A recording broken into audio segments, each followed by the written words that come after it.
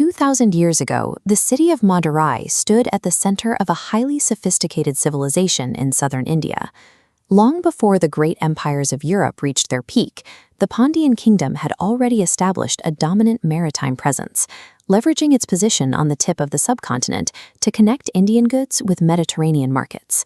They built this wealth on maritime trade.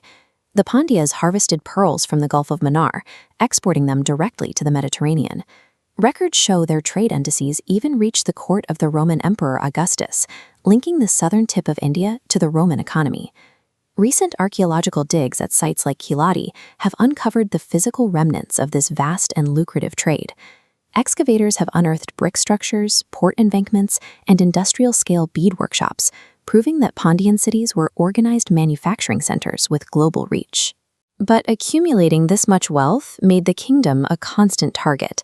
The Pandyas shared the region with the Chera and Chola dynasties, who viewed Madurai's concentrated trade profits as a resource to be seized, forcing the Pandyas to continuously defend their borders. Protecting the state required a specific type of leadership.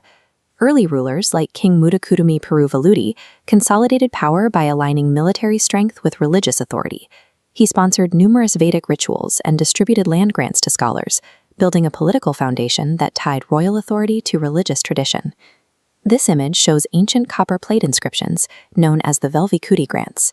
Centuries later Pandyan kings would physically etch Mudukudumi's land grants onto metal records like these to cite his reign as the legal precedent for their own royal orders. Building on that early foundation, later monarchs pushed the borders outward. King Nedunjeliyan I conducted military campaigns that reached as far north as the Aryan territories, expanding the kingdom's reach beyond its traditional southern core. Yet in Pandyan political philosophy, conquest alone did not validate a king. A ruler was expected to balance military force with an unyielding adherence to justice, a concept known as aram. The king was the final arbiter, and a failure in his judgment was seen as a threat to the natural order.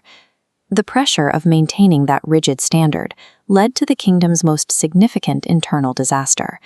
It occurred during the reign of Nedunjeliyan II, an event immortalized in the ancient Tamil epic, the Silapathikaram. A merchant named Kovalin had arrived in Madurai trying to rebuild his life, bringing with him his wife's precious anklet to sell. When the queen's own similar anklet was reported stolen, the king made a hasty judgment, ordering Kovalin executed for theft without a proper investigation. Kovalin's widow, Kanagi, confronted the king in his own court. She produced her second anklet, definitively proving her husband's innocence. In an instant, she exposed a complete failure in the king's sacred duty to protect the innocent.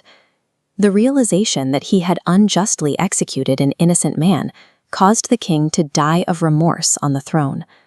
By breaking the code of justice he was sworn to uphold, he had effectively ended his own right to rule. The sudden death of the monarch threw Madurai into chaos. Legend states that Kanagi's grief manifested as literal fire, burning the city. The kingdom was left without a central authority and without the moral certainty that had previously defined its court. The surviving leadership struggled to maintain control. During this period of internal grief and instability, the kingdom's borders became porous, and its trade wealth sought vulnerable while the court desperately tried to restore order. Sensing this weakness, rival states moved in. The Chera and Chola kingdoms, allied with 5 powerful local chieftains, formed a coalition. Their combined armies marched directly on Madurai, intending to end Pandyan rule forever. The defense of the capital fell to Nedunjeliyan III. The coalition expected an easy victory because the new king was a young boy who had only just ascended the throne amidst the chaos. The armies met at the field of Talialanganam. Rather than remaining behind the city walls, the young king led his troops into a direct counteroffensive against the much larger allied force. Against all odds, the young king's forces broke the coalition. He routed the opposing armies and captured the Chera king alive, holding him as a prisoner of war. This victory at Talialanganam neutralized the immediate external threats. By defeating the unified coalition in a single battle, Nedunjeliyan III restored the kingdom's borders and secured its political standing for decades. With the borders secure, the young king faced a strategic problem. He realized that holding those territories through constant warfare would eventually drain the kingdom's resources and destabilize its trade networks. At this moment, a court poet named Mangudi Marudan composed the Maduraikkanci. He wrote this extensive poem as direct advice to the king on how to govern in the wake of his massive victory.